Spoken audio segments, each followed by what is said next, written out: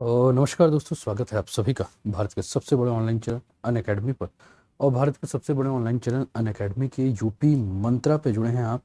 और शाम को 4 बज चुके हैं। समय है आपका ज्योग्राफी के अंदर ही हम लोग इन्वायरमेंट एंड इकोलॉजी के सेशन को लेकर चल रहे हैं। और हम लोग जो इस टॉपिक पर चर्चा कर रहे हैं, कल हम लोगों ने इसके पार्ट 1 पर चर्चा की थी, पारिस्थितिकी और पारिस्थितिकी तंत्र। तो इकोलॉजी एंड इकोसिस्टम की हम लोगों ने शुरुआत की थी और उसी के क्रम में जो है हम आगे की तरफ चल रहे हैं। फटाफट सभी लोग ऑनलाइन आ जाइए, अपने सारे मित्रों के साथ जो है वो शेयर भी कर दीजिए। वर्षा, सुमन, अंजलि, निखिल, मुकुल, अलका, सभी का स्वागत है, सभी का अभिनंदन है। और अपने सारे मित्रों के साथ जो है वो क्लासेस के लिंक को भी आप लोग शेयर कर दीजिए कि सभी जो है इसका लाभ उठाएं, है ना। फटाफट जो है वो सभी के साथ क्लास के लिंक को शेयर कर दीजिए आप लोग, सभी जो है इसका लाभ उठा पाएँ। और आज उसी के क्रम में हम आगे बढ़ते हैं। दोस्तों, इस समय जुड़े हैं आप अनअकैडमी पर, जो कि इंडिया का लार्जेस्ट लर्निंग प्लेटफॉर्म है आपके यूपी पीएससी और यूपी ट्रिपल एस के लिए। और यहाँ अगर आप प्लस का सब्सक्रिप्शन लेते हैं तो आप अनलिमिटेड लाइव और रिकॉर्डेड कोर्सेज इंडिया के बेस्ट एजुकेटर के साथ जो है वो देख सकते हैं, इसका लाभ उठा सकते हैं। और इसके लिए जो कोड यूज करना है वो कोड क्या है, अनूप10 का कोड यूज करके आप क्या कर सकते हैं, सब्सक्रिप्शन ले सकते हैं, या जो भी फ्री क्लासेस है इसका आप लाभ उठा सकते हैं। आपकी स्क्रीन पर जो मैंने कोड जो है वो दे दिया है, इस कोड का जो है आप प्रयोग कर सकते हैं। आई होप कि सभी को मेरी आवाज़ जो है क्लियर आ रही होगी, तो बता दीजिए आप लोग सभी लोग, ठीक है ना। अपने सारे मित्रों के साथ भी जो है वो क्लासेस के लिंक को साझा कर दीजिए कि सभी जो है वो, ठीक है। ये बाकी इसके अलावा अगर बात करें दोस्तों, तो ये मेरा प्रोफाइल है और ये टेलीग्राम लिंक है जिसके माध्यम से आप जुड़ सकते हैं, ठीक है। इसके अलावा अगर हम बात करें तो जैसे कि आप लोग जहाँ कमेंट कर रहे हैं या नीचे अगर आप जाएंगे तो वहाँ आपको अनअकैडमी का वो लिंक दिखेगा, जिसको आप क्लिक करोगे तो सीधे मेरे प्रोफाइल पे चले जाओगे। वहाँ से आप क्या कर सकते हैं, फॉलो भी कर सकते हैं, ठीक है। तो चलिए स्टार्ट करते हैं दोस्तों सेशन को। और पर्यावरण और पारिस्थितिकी का ये टॉपिक है, तो पारिस्थितिकी और पारिस्थितिकी तंत्र में जो है आज हम लोग इसके पार्ट 2 में बात कर रहे हैं। और आज हम लोग भारतीय वन तंत्र के बारे में हम बात करेंगे, ठीक है ना। अब भारतीय वन तंत्र के बारे में अगर हम बात करें दोस्तों, तो भारत में जो भी आपका वन तंत्र है उसके प्रमुख वनस्पतियों तथा यहाँ की जो जलवायु परिस्थिति है उसको अगर हम बात करें तो उसको निम्न भागों में जो बांटा जा सकता है। जैसे कि हम जानते हैं कि भारत की जो वनस्पति है वो, अगर भारत की जलवायु के बारे में हम बात करें तो हम जानते हैं कि कर्क रेखा जो है वो भारत को जो है वो मध्य से कटती है, जिसके कारण हमें यहाँ दक्षिण का क्षेत्र और उत्तर के क्षेत्र के जलवायु के बारे में बात करें तो हमें काफ़ी अंतर देखने को मिलता है। भारत के भू आकृतिक प्रदेशों के बारे में भी अगर हम चर्चा करें तो हम उत्तर में हम देखते हैं कि हिमालय है, मध्य में देखते हैं तो हमें मैदानी क्षेत्र मिलता है, दक्षिण में हम चलते हैं तो हमें प्रायद्वीपीय क्षेत्र मिलता है, ठीक है। पश्चिम में हम चलते हैं तो हमें मरुस्थल का क्षेत्र मिलता है। और दक्षिण में अगर हम बात करें तो तीन तरफ से हम क्या देखते हैं कि समुद्रों की तरफ से जो है ये भारत का जो क्षेत्र है वो क्या है, आपका घिरा हुआ है। तो इसका प्रभाव जो है वो भारत के वन क्षेत्रों पर भी हमें देखने को मिलता है। और भारत की जलवायु के आधार पर जो है वो भारत के वन क्षेत्र को क्या किया गया है कि कुछ भागों में विभाजित किया गया है। जैसे कि आपका सबसे पहला जो भाग है वो है आपका उष्ण कटिबंधीय सदाबहार और अर्ध सदाबहार वन, सबसे पहला जो है वन तंत्र में। दूसरा आपका है उष्ण कटिबंधीय पर्णपाती वन। तीसरा है आपका उष्ण कटिबंधीय कांटेदार वन। चौथा है आपका पर्वतीय वन और पांचवा है आपका मैंग्रोव वन। एक एक करके ये जो भारत के जो भी वनस्पति हैं, इन वनस्पतियों के ऊपर हम क्या करेंगे, चर्चा करेंगे और समझेंगे कि किस प्रकार से ये जो है वो भारत के वन तंत्र को जो है वो किस प्रकार से डिवाइड कर रहे हैं। अच्छा, इसके अलावा जो भारत के वन रिपोर्ट है उसके ऊपर भी हम चर्चा करेंगे, ठीक है। और जो भी करंट इशू हैं इकोनॉमी के, वो इसके साथ हम लिंक करके आगे की तरफ बढ़ते रहेंगे, ठीक है ना। अभी ये क्लास जो है आपके यूट्यूब पे चल रही है, सेम यही क्लास का जो आगे का जो भी टॉपिक होगा हम इसको लेकर स्पेशल पर जो है वो लेकर चलेंगे, जहाँ से हम आपको नोट डाउन भी कराते रहेंगे, ठीक है। कुछ स्टूडेंट मैसेज कर रहे हैं कि सर पीडीएफ जो है वो शेयर कर दीजिएगा। पीडीएफ कल की क्लास का मैंने रात को 11:30 या 12 बजे के आसपास शेयर भी कर दिया है, तो वहाँ से आप देख सकते हैं, ठीक है। तो चलिए स्टार्ट करते हैं। सबसे पहला आपके स्क्रीन पर जो टॉपिक नजर आ रहा होगा वो है आपका उष्ण कटिबंधीय सदाबहार एवं अर्ध सदाबहार one, tropical evergreen and semi evergreen forest. तो मैंने कहा कि यहाँ अगर हम भारत के बारे में बात करें तो भारत को हम क्या देखते हैं कि भारत के मध्य से जो है वो कर्क रेखा गुजरती है, और कर्क रेखा के दक्षिण का जो क्षेत्र देखें तो वो क्या है, आपका उष्णकटिबंधीय क्षेत्र है, यानी कि ट्रॉपिकल रीजन है, ठीक है। अब इस क्षेत्रों में अगर हम बात करें तो ये वन जो हमें देखने को मिलते हैं कौन से, उष्णकटिबंधीय सदाबहार और अर्ध सदाबहार। तो ये हमें वन अंडमान एवं निकोबार द्वीप समूह, पश्चिमी घाट के पश्चिमी ढाल, उत्तर पूर्वी क्षेत्र की पहाड़ियों पर पाए जाते हैं और ये उन उष्ण या आर्द्र प्रदेशों में पाए जाते हैं जहां की वार्षिक वर्षा जो है वो 200 सेंटीमीटर से अधिक होती है और जहां का तापमान जो है वो 22 डिग्री सेल्सियस से जो है, वार्षिक तापमान की बात करें तो 22 डिग्री सेल्सियस से क्या है, ऊपर होता है। अब यहां आपको ध्यान देने की आवश्यकता है। क्या ध्यान देने की आवश्यकता है? हम बात कर रहे हैं उष्ण कटिबंधीय सदाबहार वन के बारे में। और मैंने कहा कि उष्णकटिबंधीय सदाबहार वन कहाँ पाए जाते हैं? अंडमान निकोबार के क्षेत्र, पश्चिमी घाट के पश्चिमी ढाल पर और उत्तर पूर्वी क्षेत्र के पहाड़ियों पर, जहां की वार्षिक वर्षा जो है वो कितनी होगी? वार्षिक वर्षा जो है वो आपकी 200 सेंटीमीटर से ऊपर होगी। दिमाग में फिर तुरंत आएगा कि सर पश्चिमी घाट के पूर्वी ढालों पे क्यों नहीं? तो आपको याद होगा कि आज की प्लस की क्लास में मैं एक टॉपिक डिस्कस कर रहा था आप लोग के साथ और मैंने कहा था एक टेट के एग्जाम में क्वेश्चन पूछा गया था, ठीक है। तो मैंने आपको बताया ना पूर्वी ढाल क्या हो जाएगा? वृष्टि छाया क्षेत्र हो जाएगा, ठीक है।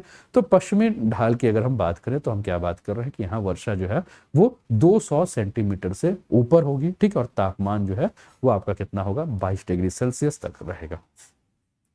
उष्णकटिबंधीय वनों की अगर हम बात करें दोस्तों तो ये वन कैसे होते हैं? काफी सघन होते हैं, काफी डेंस होते हैं और यहाँ जो वृक्ष मिलते हैं उनके पत्ते हैं जो है वो काफी बड़े होते हैं। यानी कि अगर हम बात करें तो यहाँ पाए जाने वाले वृक्षों के पत्तों के अगर ऊपर बारे में बात करें तो बड़े पत्ते वाले वृक्ष होते हैं और इनके निचले स्तर में अगर हम देखें तो झाड़ियां और बेल जो है वो हमें देखने को मिलते हैं, ठीक है। इसके अलावा अगर हम यहाँ के पेड़ों के बारे में अगर हम बात करें दोस्तों तो यहाँ के जो पेड़ हैं वो छोटे कद वाले पेड़ और सबसे ऊपर जो है वो लंबे पेड़ होते हैं और इन वृक्षों की लंबाई जो है वो 60 मीटर या उससे भी अधिक होती है।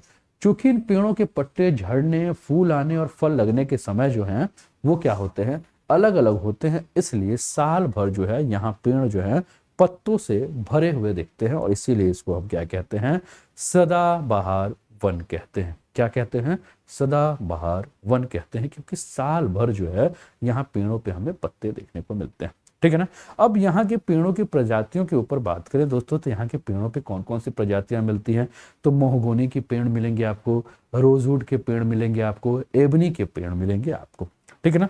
इसके बाद अगर हम बात करें दोस्तों तो अर्ध सदाबहार वन के बारे में अगर हम बात करें तो अर्ध सदाबहार नाम से ही आपको समझ में आ गया कि ये आधा सदाबहार है, ठीक है।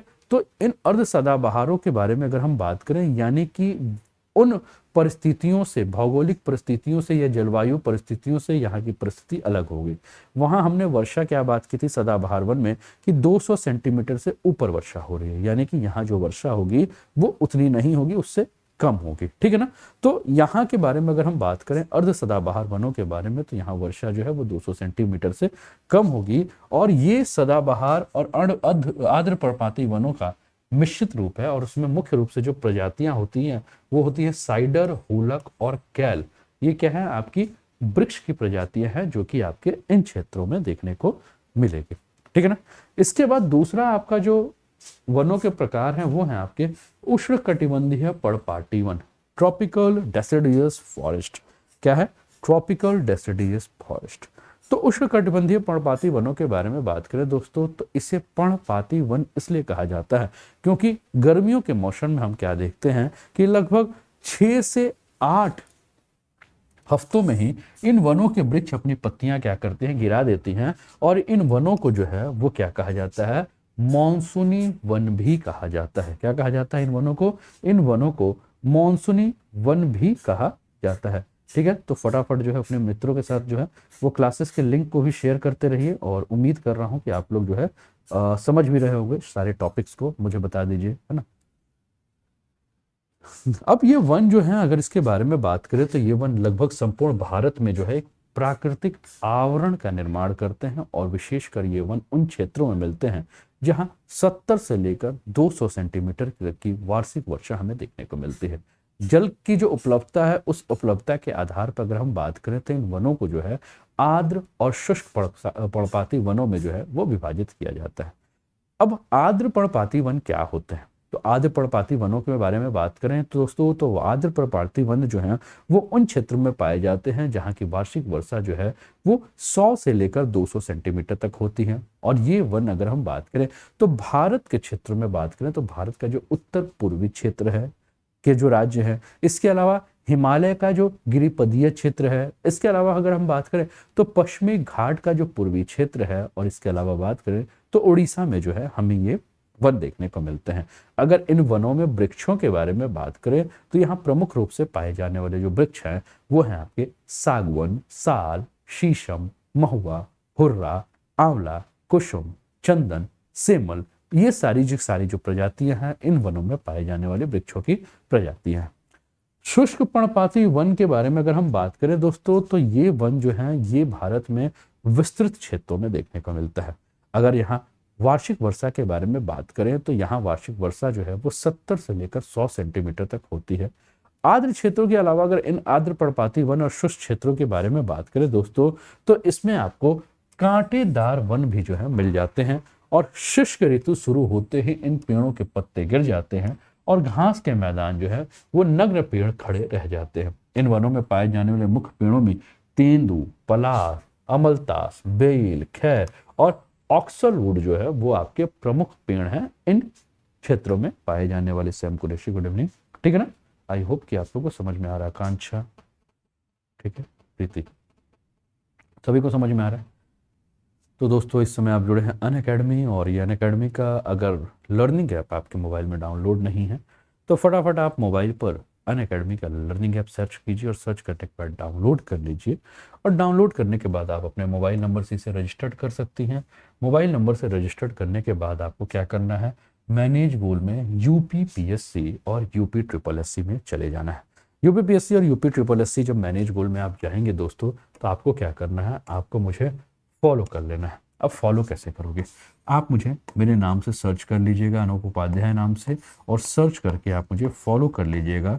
तो जो भी मेरी पेड और फ्री क्लासेस आती हैं, इन क्लासेस का नोटिफिकेशन आपको मिल जाएगा, इन क्लासेस की जानकारी आपको मिल जाएगी। जैसे ही आप फ्री क्लासेस को भी ओपन करेंगे तो आपसे एक अनलॉक कोड मांगेगा, और मेरा अनलॉक कोड आपको क्या डालना है, जैसे ही आप अनूप 10 अनलॉक कोड डालोगे वैसे ही आपको क्लासेस जो है वो फ्री ओपन।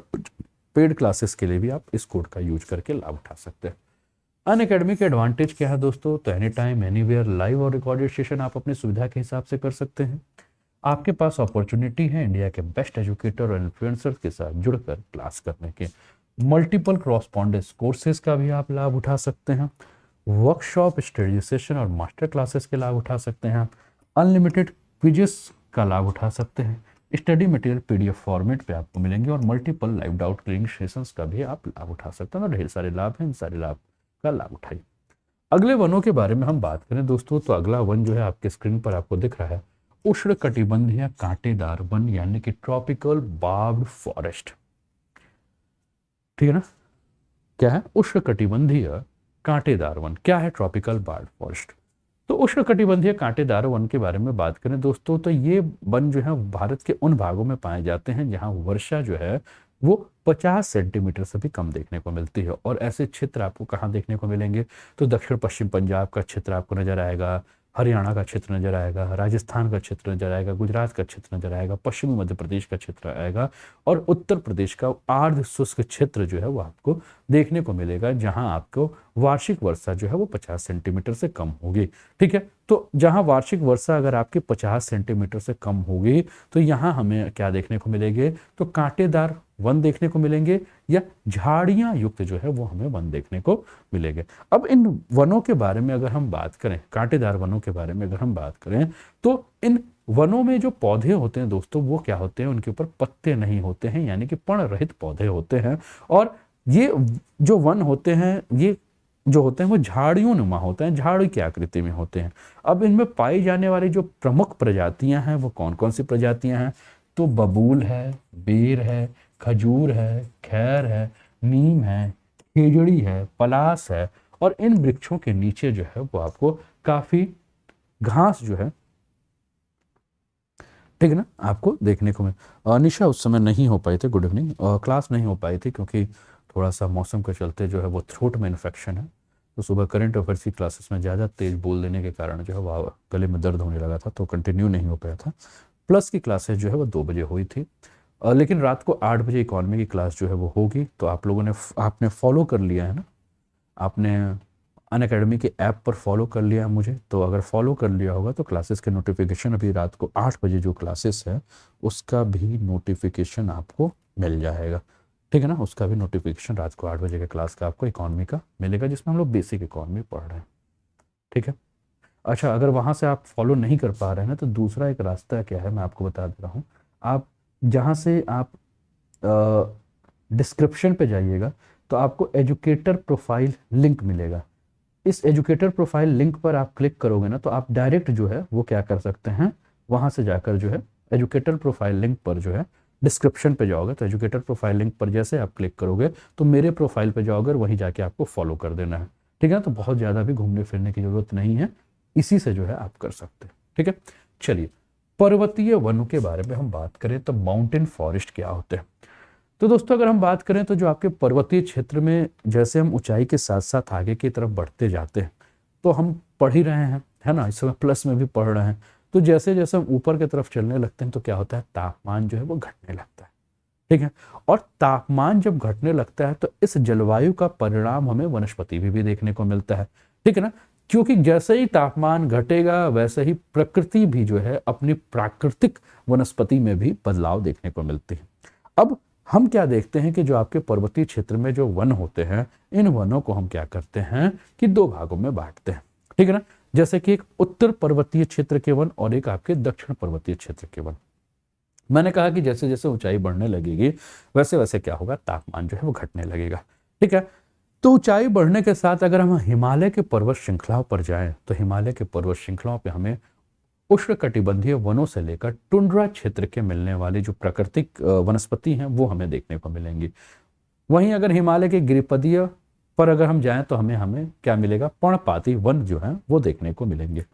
उत्तर पूर्वी भारत की जो उच्चतर पहाड़ी श्रृंखलाएं हैं, उत्तर पूर्वी भारत का, इस जिसमें आपका पश्चिम बंगाल, ठीक है, का भी आपका हो गया, ठीक है। इसके अलावा उत्तराखंड के पहाड़ी इलाकों में आपको चौड़े पत्ते वाले ओक और चेस्टनट जैसे आपको सदाबहार वृक्ष जो हैं वो आपको देखने को मिलेंगे, ठीक है। अब यहाँ अगर हम बात करें दोस्तों, तो जैसे ही हम इस क्षेत्र में 1500 से लेकर लगभग 2500 यानी कि 1700 से 1800 मीटर की ऊंचाई पर अगर हम जाते हैं तो हम क्या देखते हैं कि यहाँ जो हमें वन मिलते हैं जिसमें कि व्यापारिक महत्व की लकड़ियों वाले वृक्ष, जिसको कि हम चीड़ के बारे में आपने सुना होगा, चीड़ के वृक्ष के बारे में आपने सुना होगा, तो चीड़ के वृक्ष वाले हमें वन देखने को मिलते हैं, ठीक है। इसके अलावा अगर हम बात करें दोस्तों तो ब्लू पाइन और स्पूस आपको 2200 से लेकर 3000 मीटर की ऊंचाई पर मिलते हैं। और इस ऊंचाई पे कई जगह हम क्या देखेंगे, तो शीतोष्ण कटिबंधीय आपको घास भी आपको उगते हुए दिखेंगी, ठीक है ना। और भी ऊंचाई पर अगर हम जाते हैं तो वहां हमें अल्पाइन वन जो है वो देखने को मिलता है, या आपको चारागाह जो है वो देखने को मिलता है, ठीक है। क्लियर है, क्लियर है। इसके अलावा अगर हम बात करें तो 3000 से लेकर जब 4000 मीटर की ऊंचाई पर हम जाते हैं तो इस ऊंचाई पर हमें silver fir, junior pine, birch और रोडेंड्राइन आदि जो हैं वो वृक्ष देखने को मिलते हैं। ऋतु प्रवास करने वाले समुदाय जैसे कि गुज्जर, बकरवाल, गद्दी, भूटिया, इन चारागाहों पे क्या करते हैं, पशु चारण के लिए भरपूर जो है इसका प्रयोग करते हैं। और शुष्क उत्तरी ढालों के तुलना में अगर हम देखें तो इसमें अधिक वर्षा वाले हिमालय में दक्षिणी ढालों पर अधिक वनस्पति पाई जाती है। अधिक ऊंचाई वाले भागों में टुंड्रा वनस्पति जैसे मॉस व लाइकेन जो है आपको देखने को मिलेगा। दक्षिण पर्वतीय वन के बारे में हमने बात की, एक तो हमने उत्तर पर्वतीय वनों के बारे में आपके साथ चर्चा किया, दूसरा हम क्या बात कर रहे हैं, दक्षिण पर्वतीय वनों के बारे में अगर हम बात कर रहे हैं तो दक्षिण मतलब भारत के दक्षिणी क्षेत्र में पाए जाने वाले जो आपके पर्वतीय, तो इसमें हम क्या देखेंगे कि मान लीजिए कि आपका प्रायद्वीपीय क्षेत्र है, दक्कन के पठार का और इस सब का क्षेत्र है, पश्चिमी घाट का क्षेत्र है, पूर्वी घाट का क्षेत्र है ना, नीलगिरी पर्वत श्रृंखलाएं हैं। तो यहाँ हम क्या देखते हैं कि जैसे जैसे हम ऊंचाई पर जाते हैं तो हमें जो है वो शीतोष्ण कटिबंधीय और निचले क्षेत्रों में हम देखते हैं तो उपोष्ण कटिबंधीय प्राकृतिक वनस्पति के क्षेत्र जो है पाए जाते हैं। तो जैसे दक्षिण में अगर हम नीलगिरी की पहाड़ियों पे जाएं, अनामलाई की पहाड़ियों पे जाएं, पालनी की पहाड़ियों पे जाएं, तो हमें क्या देखने को मिलेगा, शीतोष्ण कटिबंधीय वन देखने को मिलता है। और इन शीतोष्ण कटिबंधीय वन को जो है वो शोलास के नाम से भी जाना जाता है। किसके नाम से जाना जाता है? शोलास के नाम से जाना जाता है। अब इन वनों में जो वृक्ष पाए जाते हैं वो कौन कौन से वृक्ष होते हैं? तो इसमें जो आपको है मगनोलिया के वृक्ष आपको देखने को मिलेंगे, लॉरेल के वृक्ष देखने को मिलेंगे, सिनकोना के वृक्ष देखने को मिलेंगे, वेटल के वृक्ष देखने को मिलेंगे। और ये सारे के सारे वृक्ष जो हैं वो आर्थिक रूप से जो हैं वो बहुत ही महत्वपूर्ण वृक्ष है। ठीक है। इसके अलावा अगर हम बात करें दोस्तों, तो ये वन जो है आपको जो सतपुड़ा की पहाड़ियां हैं, मैकॉल रेंज है, यहां भी हमें ये वन देखने को मिलते हैं। ठीक है। ये आपके लिए दोस्तों ये स्कॉलरशिप टेस्ट प्रोग्राम है, इसका आप लाभ उठा सकते हैं। ये कुछ क्लासेस आप लोग के लिए है, ये टेस्ट सीरीज है, इसका भी आप लाभ उठा सकते हैं। UPPSC, UP triple S C academy का current times current affairs booster for UP exam है, जहां आप रैंक 1, रैंक 2 और रैंक 3 लाते हैं तो आपको 25% स्कॉलरशिप मिलेगा 2 साल की क्लासेस पे, तो इसका आप लाभ उठा सकते हैं। ठीक है। ये कुछ सेशंस हैं, इसका आप लाभ उठा सकते हैं। चलिए आगे चलते हैं। आगे है आपका मैंग्रोव वन। ठीक है ना। तो भारत में हमने जब भारत के जलवायु के बारे में हमने बात किया, ठीक है, तो हमने और भारत के भू आकृतिक प्रदेशों के बारे में हमने बात किया, तो हमने क्या बात किया कि उत्तर में हम चल रहे हैं तो हिमालय के पर्वत मिल रहे हैं, मध्य में हम हैं तो उत्तर के मैदान हमें मिल रहे हैं, पश्चिम में हम चल रहे हैं तो राजस्थान के क्षेत्र मिल रहे हैं, पूर्व में चल रहे हैं तो हमें पूर्वांचल की पहाड़ियाँ देखने को मिल रही हैं, दक्षिण में चल रहे हैं तो हमें प्रायद्वीपीय क्षेत्र देखने को मिल रहा है, और तटीय क्षेत्र में चल रहे हैं तो एक तरफ आपको हिंद महासागर, दूसरी तरफ आपको बंगाल की खाड़ी और तीसरी तरफ आपको अरब सागर, ये पूरा देखने को मिल रहा है। ठीक है। इसके अलावा हमने कहा कि भारत को जो है वो कर्क रेखा जो है वो दो जगह से भारत को जो है वो कर्क रेखा क्या करती है, बराबर भागों में काटते हुए सेंटर से निकल रही है। तो कर्क रेखा के उत्तर हमें एक जलवायु देखने को मिलती है, कर्क रेखा के दक्षिण में दूसरी जलवायु देखने को मिलती है, और उस जलवायु के आधार पर हमने वर्षा के आधार पर, जलवायु के आधार पर, ऊंचाई के आधार पर हमने जो है वनस्पतियों के बारे में हमने देखा। ठीक है, कि किस किस प्रकार की वनस्पति हमें पाई जाती है और इस वनस्पतियों में कौन कौन से वृक्ष हमें देखने को मिलते हैं, ये सारा हमने चर्चा किया। अब हम चलते हैं दोस्तों मैंग्रोव वन, क्योंकि भारत के जब हम तटीय क्षेत्रों के बारे में हम जानते हैं दोस्तों, तो हम क्या देखते हैं कि भारत में जो आपका ये जो आपका आर्द्र क्षेत्र है, ठीक है, तो इन आर्द्र क्षेत्रों में हमें क्या देखते हैं कि लगभग 70% के आसपास ये जो आर्द्र क्षेत्र है, इन आर्द्र क्षेत्रों में जो है वो चावल की खेती, यानी कि कुल मिलाकर ये दलदली क्षेत्र है। और भारत में लगभग अगर हम बात करें तो 39 लाख हेक्टेयर भूमि जो है वो आपके क्या है, आर्द्र क्षेत्र है।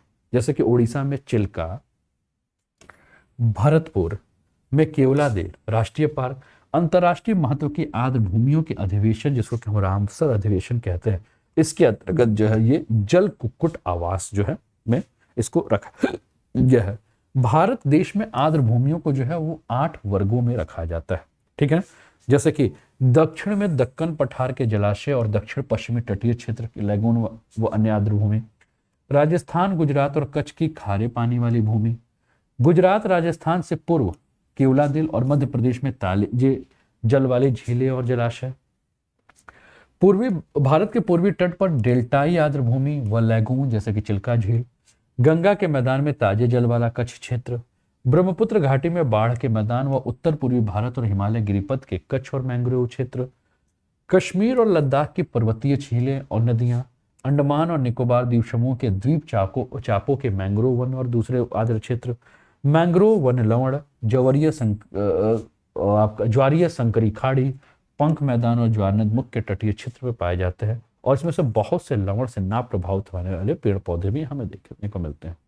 ठीक है, इसके अलावा हम बात करें दोस्तों तो जो आपका बंधा जल होता है या ज्वारीय प्रवाह की जो संकरी खाड़ियों के आरे तिरछे जो क्षेत्र होते हैं, इसमें आपको वन जो है वो विभिन्न किस्म के पक्षियों को जो है आश्रय प्रदान करते हैं, और ये वन चक्रवातों से भी क्या करते हैं, जो आपका तटीय क्षेत्र होता है, कौन से वन, मैंग्रोव वन के बारे में हम बात कर रहे हैं, तो ये क्या करते हैं, इसकी रक्षा करते हैं। भारत में मैंग्रोव वन के अगर हम विस्तार के बारे में अगर हम बात करें तो लगभग 4740 वर्ग किलोमीटर में जो है वो मैंग्रोव वन आपको देखने को मिलता है। और विश्व का अगर कुल क्षेत्रफल के हिसाब से बात करें और कुछ एरिया में अगर मैंग्रोव के बारे में बात करें तो भारत में लगभग कुल विश्व का जो मैंग्रोव पाया जाता है उसमें 3% मैंग्रोव जो है वो आपको भारत में देखने को मिलेगा। ठीक है,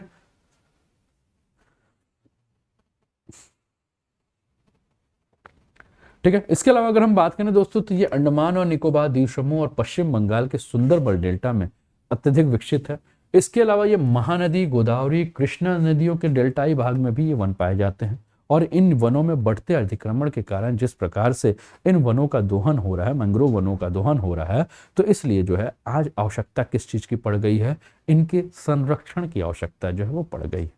ठीक है, आपके स्क्रीन पर दोस्तों ये भारत वन स्थिति रिपोर्ट 2021 दिया है, तो ये करंट इशू है जिसको कि हम लोगों ने इस पे ऐड कर दिया है। तो ये भारत के वन और वृक्ष आवरण का आकलन है, जिस रिपोर्ट को द्विवार्षिक रूप से भारतीय वन सर्वेक्षण के द्वारा प्रकाशित किया जाता है।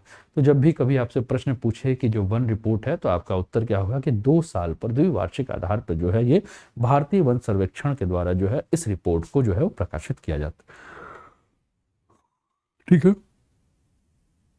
इसके पहले अगर हम बात करें तो 2019 में रिपोर्ट आई थी, अब जो है 2021 में आपको ये रिपोर्ट देखने को मिल रही है।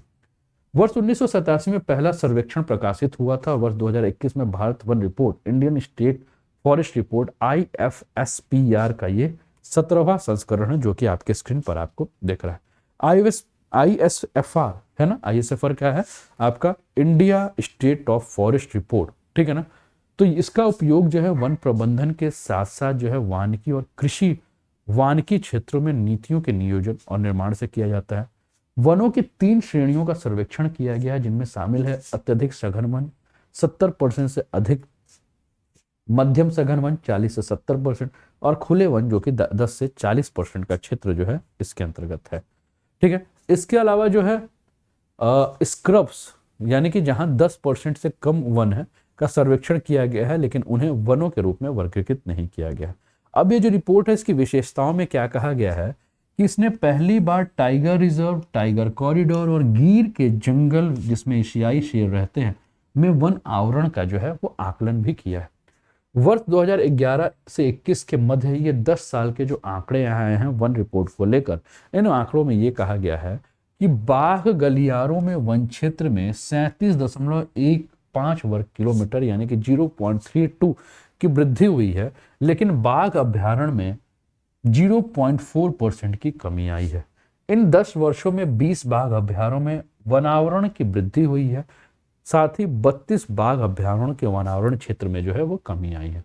बक्सा जो कि आपके पश्चिम बंगाल में है, अनामलाई जो कि आपकी तमिलनाडु में है, इंद्रावती रिजर्व जो कि छत्तीसगढ़ में है, यहाँ हमें वन क्षेत्र में वृद्धि देखने को मिली है। वहीं कंवल जो कि तेलंगाना में है, भद्रा जो कि कर्नाटक में है, और सुंदरवन रिजर्व जो कि पश्चिम बंगाल में है, यहाँ हमें क्या हुआ है, कमी देखने को मिली है। ठीक है ना, ठीक है ना, यहाँ क्या देखने को मिला, ये सारे जो है आपके टाइगर रिजर्व है। अरुणाचल प्रदेश के पक्के टाइगर रिजर्व में सबसे अधिक लगभग 97% जो है वो वन आवरण है देखने को मिलता है। ठीक है, ये कुछ बैचेस हैं दोस्तों आप लोगों के लिए, इसका आप लाभ उठा सकते हैं। ये कुछ बैचेस हैं आप लोगों के लिए, इसका आप लाभ उठा सकते हैं। ये कुछ बैचेस हैं, इसका आप लाभ उठा सकते हैं। दोस्तों अगर आप अनअकैडमी पर सब्सक्रिप्शन लेते हैं तो आपको अनअकैडमी पर UPPSC upper, lower PCS, RO, UPSI, UP triple S PET, लेखपाल बी और ऑप्शनल कोर्स का लाभ मिलता है। ठीक है, तो यूपीपीएससी और यूपी ट्रिपल एस पे आप सब्सक्रिप्शन ले रहे हैं तो इन सारे कोर्सेज का जो है आप लाभ उठा सकते हैं। और इसके लिए जो कोड यूज करना है वो कोड क्या है, अनूप 10 का कोड। ठीक है ना, अनूप 10 का जो कोड है वो आपको क्या है यूज करना, और इस कोड के माध्यम से जो है वो सब्सक्रिप्शन लेकर आप लाभ उठा सकते हैं। ये एक तरह से पूरा का पूरा नोट्स है अमन, है ना, ये जो एकदम छटा हुआ पूरा का पूरा टॉपिक है वो आपका पूरा नोट्स के रूप में मैं आपको यही दे दूंगा, है ना। यहाँ यूपीपीएससी और यूपी ट्रिपल एससी का अगर आप सब्सक्रिप्शन लेते हैं तो 24 महीने की फीस 13,600, 12 महीने की फीस 9,350, 6 महीने की फीस 7,650, 3 महीने की फीस 4,250 और 1 महीने की फीस 1,700 है। लेकिन दोस्तों जैसे ही आप कोड यूज करते हो, क्या जैसे ही आप कोड लगाते हो ANUP10 अनूप 10, वैसे ही आपके फीस में जो है आपको 10% का जो है वो ऑफ मिल जाएगा। और जैसे ही आपके फी में आपको 10% का ऑफ मिलेगा तो 24 महीने की फी जो 13,600 वो घटकर 12,240, 12 महीने की फी जो 9,350 वो 8,415, 6 महीने की फीस जो 7,650 है वो 6,885, 3 महीने की जो 4,250 है वो 3,825 और 1 महीने की जो 1,700 फी है वो 1,530 हो जाएगा। इसके अलावा अगर 24 महीने, 12 महीने और 6 महीने का अगर आप सब्सक्रिप्शन लेते हैं और आपको किसी भी प्रकार की समस्या है तो अनअकैडमी जो है आपको एजुकेशन लोन प्रोवाइड करेगा। तो अगर आपके जानकारी में कोई ऐसा स्टूडेंट है जो तैयारी करना चाहता है और उसके पास आर्थिक समस्या है तो आप उसको बता सकते हैं कि वो एजुकेशन लोन के लिए अप्लाई कर सकता है 6 महीने, 12 महीने और 24 महीने के कोर्स में। और इसके लिए जो है वो 3 महीने की जो है सैलरी स्लिप, ठीक है, पैन कार्ड और आपका आधार कार्ड जो है वो चाहिए, ठीक है। बाकी कुछ जो जानकारी है, ठीक है ना, बाकी जो जानकारी है वो आप मेरे से निशा, आपने मुझे जो फॉलो किया ना अनअकैडमी के ऐप पर, वहाँ आप देखिएगा ऐप पे आपने फॉलो कर लिया है, उसी ऐप पर आप देखिएगा एक आपके सामने ऑप्शन होगा मैसेज का, मैसेज बॉक्स का एक ऑप्शन होगा, है ना। आप क्या कर सकते हैं, उसी मैसेज बॉक्स में आप मुझे मैसेज कर दीजिएगा, है ना। ऐप पर जब आप जाओगे, आप मेरे प्रोफाइल पे आओगे तो आपको प्रोफाइल पे जो है वो मैसेज बॉक्स दिखेगा, है ना, चेक कर लीजिएगा आप, है ना। तो वहाँ से आप मुझे मैसेज कर सकती हैं, है ना, जिससे मैं आपका जो भी, ठीक है, ठीक है, मेरे प्रोफाइल पे आइएगा तो मैसेज का ऑप्शन आपको दिखे, वहाँ से आप मैसेज कर लीजिए और वहाँ से आप मेरे से बात कर सकते हैं जो भी डाउट है, ठीक है।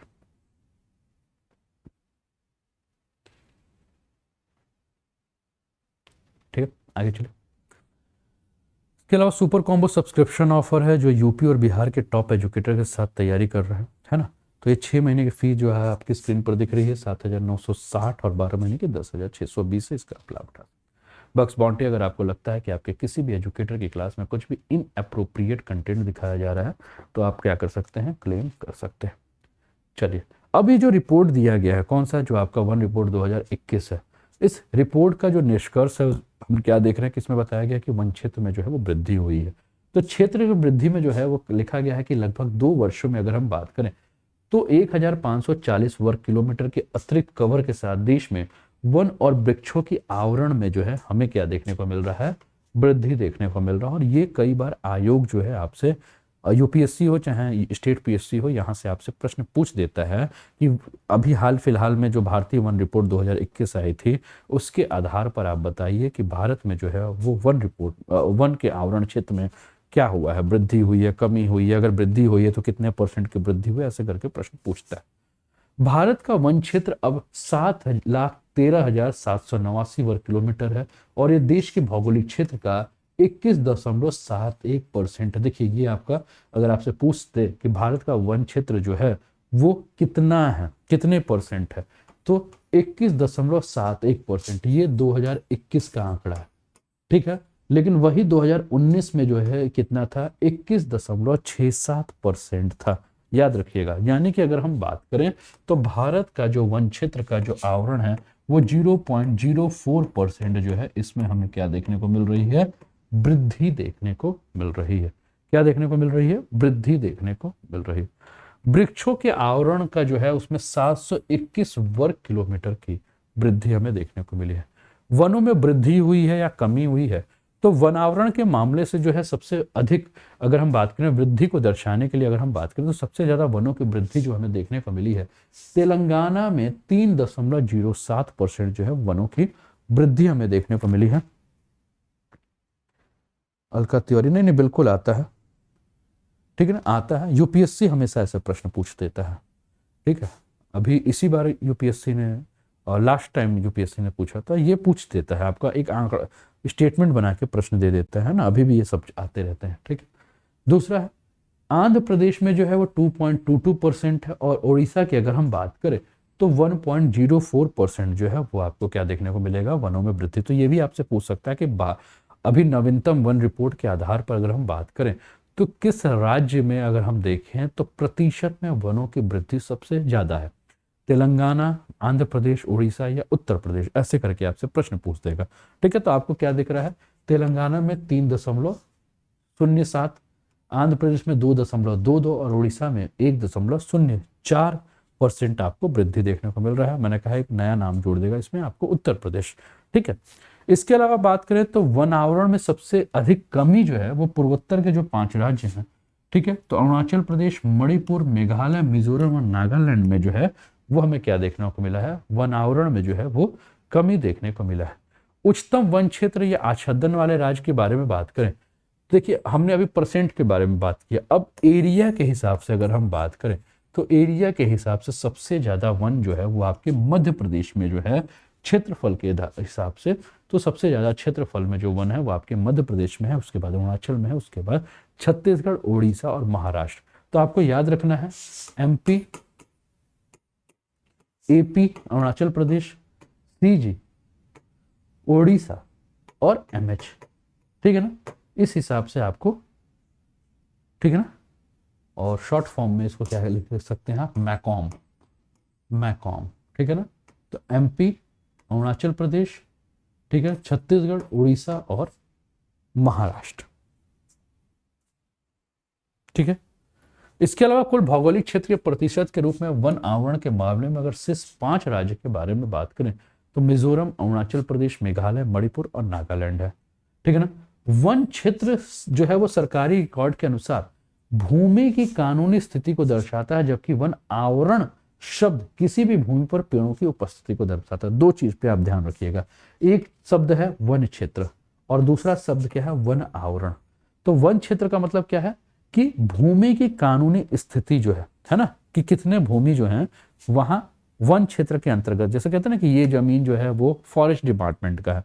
आप लोग देखते हो ना, कभी कभी जाते हो तो आप देखते हो कि आप लोग कहते हो कि ये जमीन जो है फॉरेस्ट डिपार्टमेंट का, लेकिन वहां पेड़ नहीं है, जमीन फॉरेस्ट डिपार्टमेंट का है, ठीक है। लेकिन कई जगह ऐसे हो जब वन आवरण के बारे में बात कर दे तो इसका मतलब वहां पेड़ कितने हैं, ठीक है ना, पेड़ों की उपस्थिति से है। तो वन क्षेत्र, वन आवरण क्षेत्र से आप अंतर समझ लीजिए, ठीक है। इसके अलावा फिर हम बात करें मैंग्रोव पे, तो मैंग्रोव में 17 वर्ग किलोमीटर में वृद्धि देखी गई है और भारत का कुल मैंग्रोव आवरण जो है वो 4,992 वर्ग किलोमीटर हो गया है। इसके अलावा इस रिपोर्ट में जंगल में आग लगने की आशंका के ऊपर जो है वो बात की गई है और 35.46% वन क्षेत्र जंगल की आग से ग्रस्त है, ऐसा कहा गया है, जिसमें 2.81% जो क्षेत्र हैं वो अत्यंत अग्नि प्रवण क्षेत्र हैं, जहां की सबसे ज्यादा चांसेस हैं कि यहां आग लग सकता है। इसके अलावा 7.85% अति उच्च अग्नि प्रवण क्षेत्र है और 11.51% उच्च अग्नि प्रवण क्षेत्र है, ठीक है। वर्ष 2030 तक बात ये कहा गया है कि भारत में 45 से लेकर 64% वन जो है वो जलवायु परिवर्तन और जिस प्रकार से तापमान में वृद्धि हो रही है इसके चलते जो है वो प्रभावित होंगे। इसके अलावा जो है सभी राज्यों के बारे में बात किया गया है कि सभी राज्यों में जो है वो अत्यधिक संवेदनशील जलवायु वाले हॉट स्पॉट होंगे, जिसमें कि लद्दाख में वनावरण जो है वो 0.1 से 0.22 सबसे अधिक प्रभावित होने की संभावना है। कुल कार्बन स्टॉक के बारे में बात किया गया है तो कहा गया है कि देश के जंगलों में कुल कार्बन स्टॉक 7.204 मिलियन टन होने का अनुमान है, जिससे वर्ष 2019 में 79.4 मिलियन टन की जो है वो वृद्धि हुई है।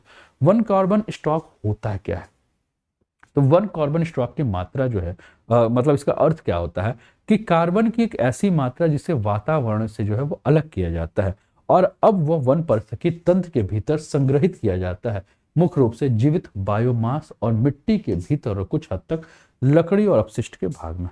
बांस के वनों के बारे में इसने क्या बताया इस रिपोर्ट में कि ये कहा गया है कि वर्ष 2019 में वनों में मौजूद बांस की संख्या जो है वो 13,882 मिलियन से बढ़कर 53,336 मिलियन हो गई है। चिंताएं क्या हैं, तो प्राकृतिक वनों में गिरावट आ रही है। मध्यम घने जंगल और प्राकृतिक वन में 1,582 वर्ग किलोमीटर की गिरावट देखी गई है, ऐसा वन रिपोर्ट 2021 के आंकड़े जो है वो कह रहे हैं। दूसरा, यह गिरावट खुले वन क्षेत्र में जो है वो 2,621 वर्ग किलोमीटर की वृद्धि के साथ साथ देश में जो आपके वनों के क्षरण जो है इसको दर्शाती है। साथ में यह भी कहा गया है कि जो आपके झाड़ी क्षेत्र है इसमें 5,320 वर्ग किलोमीटर की वृद्धि हुई है, जो इस क्षेत्र में वनों के पूर्ण क्षरण को दर्शाता है, ठीक है। इसके अलावा बहुत घने जंगलों के क्षेत्रफल में भी वृद्धि के बारे में जो है आंकड़ा जो है वो दिया गया है। पूर्वोत्तर भारत के क्षेत्र में वन आवरण में गिरावट के बारे में क्या कहा गया है, तो कहा गया है कि पूर्वोत्तर क्षेत्र में वन आवरण में कुल गिरावट 1,020 वर्ग किलोमीटर की गिरावट देखी गई है। पूर्वोत्तर राज्यों में कुल भौगोलिक क्षेत्र का 7.98 हिस्सा है, लेकिन कुल वन क्षेत्र का 23.75 क्षेत्र हिस्सा है। पूर्वोत्तर राज्यों में गिरावट का जो कारण है, कारणों पर जब चर्चा की गई तो ये कहा गया कि जिस प्रकार से प्राकृतिक आपदाएं आ रही हैं, खासकर प्राकृतिक आपदाओं में हमने भूस्खलन यानी कि लैंडस्लाइड को देखा, भारी बारिश हो रहा है। इसके अलावा मानव जनित जो गतिविधियां हैं, इसके अलावा स्थानांतरित कृषि जो है, जिसके कारण हम क्या देख रहे हैं कि हमें पूर्वोत्तर भारत में जो है पेड़ों को कटाई की जा रही है, और ये एक प्रमुख कारण है पूर्वोत्तर भारत में वन की गिरावट को लेकर। सरकार के द्वारा कौन कौन सी पहले हो रही हैं वन की रक्षा के लिए? तो हरित भारत हेतु राष्ट्रीय मिशन, यह जलवायु परिवर्तन द्वारा राष्ट्रीय कार्य योजना के तहत 8 मिशनों में से एक है, और इसकी शुरुआत फरवरी 2014 में जो है वो देश के जैविक संसाधनों और संबंधित आजीविका को प्रतिकूल जलवायु परिवर्तन के खतरे से बचाने के लिए पारिस्थितिक स्थिरता, जैव विविधता, संरक्षण और भोजन, पानी एवं आजीविका पर वानिकी के महत्वपूर्ण प्रभाव को पहचानने के उद्देश्य से जो है शुरू किया गया था। इसके अलावा राष्ट्रीय वनीकरण कार्यक्रम शुरू किया गया था, 2000 से इसको लागू किया गया है, और इसे पर्यावरण, वन और जलवायु परिवर्तन मंत्रालय के द्वारा जो है क्रियान्वित किया जा रहा है। ठीक है। इसके अलावा क्षति पूरक वनीकरण कोष प्रबंधन योजना प्राधिकरण, इसे 2016 में लॉन्च किया गया था, और इसके फंड का 90% राज्यों को दिया जाता है, जबकि 10% जो राज्यों को दिया जाना है, और 10% जो है वो केंद्र के द्वारा बनाया जाएगा। धन का जो उपयोग है वो किस लिए? तो जो भी आपके जल ग्रहण क्षेत्र हैं उसका उपचार करने के लिए, प्राकृतिक उत्पादन के लिए, वन प्रबंधन के लिए, वन जीव संरक्षण के प्रबंधन के लिए, संरक्षित जो भी आपके क्षेत्र वो गांव है उनके पुनर्वास के लिए, मानव वन्यजीव संघर्षों को रोकने के लिए, प्रशिक्षण और जागरूकता पैदा करने के लिए, काष्ठ सुरक्षा वाले उपकरणों की आपूर्ति और संबंध गतिविधियों के लिए जो है ये करने की बात की गई है। इसके अलावा एक और प्रोग्राम है national action program to combat desertification. बात 2021 की है दोस्तों। सबसे बड़ी चिंता हो गई थी क्या कि जिस प्रकार से मरुस्थलीकरण बढ़ रहा है, जिस प्रकार से डेजर्टिफिकेशन हो रहा है, इससे हम समझ रहे थे कि जो हमारी सॉइल पॉल्यूशन की जो मात्रा है, ठीक है ना, वो भी काफ़ी ज़्यादा जो है बढ़ रही है। तो इन्हीं सारी चिंताओं के चलते जो है एक प्रोग्राम शुरू किया गया जिसका नाम था national action program to combat the desertification, और जिसमें मरुस्थलीकरण को रोकना था। और इस प्रोग्राम का जो क्रियान्वयन था वो आपका पर्यावरण, वन और जलवायु परिवर्तन मंत्रालय के अधीन जो है वो आपका हो रहा था। ठीक है। इसके अलावा अगर हम बात करें दोस्तों तो आपका वन अग्नि निवारण और प्रबंधन योजना, और यह केंद्र द्वारा वित्त पोषित एकमात्र कार्यक्रम है जो विशेष रूप से जंगल की आग से निपटने और राज्यों की सहायता को के लिए जो है वो समर्पित ये योजना है। ठीक है। तो ये रहा दोस्तों आज का आपका सेशन, जिसमें हम लोगों ने एनवायरनमेंट एंड इकोलॉजी के पार्ट जो हम लोगों ने कल टॉपिक पढ़ा उसके आगे का टॉपिक पढ़ा, और उम्मीद करता हूँ कि आप लोगों को ये क्लास पसंद आई होगी। रात 8 बजे हम लोग की मुलाकात होगी इकॉनमी में, इंडियन इकॉनमी में, जो हम लोगों ने नेशनल इनकम, जीडीपी और ये सब पे हमारी चर्चा हो रही है। तो रात को 8 बजे आप स्पेशल क्लास पे जरूर जुड़ जाइएगा। और स्पेशल क्लास पे जुड़ने के लिए आपको क्या करना है कि जैसे ही आप जहाँ कमेंट कर रहे हैं वहीं आप देखिएगा डिस्क्रिप्शन बॉक्स होगा, डिस्क्रिप्शन बॉक्स में एजुकेटर प्रोफाइल करके होगा, जहाँ मेरा प्रोफाइल दिया होगा वहीं लिंक पे आप क्लिक कीजिएगा तो सीधे आप मेरे प्रोफाइल पे आ जाएंगे। वहाँ आप मुझे फॉलो कर लीजिएगा, और फॉलो करने के बाद आप हर क्लास का लाभ उठा सकते हैं। किसी भी क्लासेस का, फ्री क्लासेस का लाभ उठाने के लिए आपको एक कोड का यूज करना होगा, जैसे कि मेरा कोड जो है वो क्या है ANUP10 अनूप 10। इस कोड का प्रयोग करके क्या कर सकते हैं, आप फ्री क्लासेस का जो है वो लाभ उठा सकते हैं। ठीक है। यहीं आपको मैसेज बॉक्स मिलेगा, जिस मैसेज बॉक्स में आप मुझे मैसेज कर सकते हैं कोई भी अगर आपका डाउट है। ठीक है। तो आप अपने मैसेज करके अपने डाउट को भी पूछ लीजिए। ठीक है। चलिए, वीडियो पसंद आई हो तो लाइक कर दीजिए, शेयर कर दीजिए, सब्सक्राइब करके बेल आइकन दबा दीजिए, और मिलते हैं रात को 8 बजे अगली क्लास में। तब तक अपना ध्यान रखिए, स्वस्थ रहिए, मस्त रहिए, तंदुरुस्त रहिए, हंसते खेलते मुस्कुराते हुए जीवन का आनंद लीजिए। जय हिंद, जय भारत।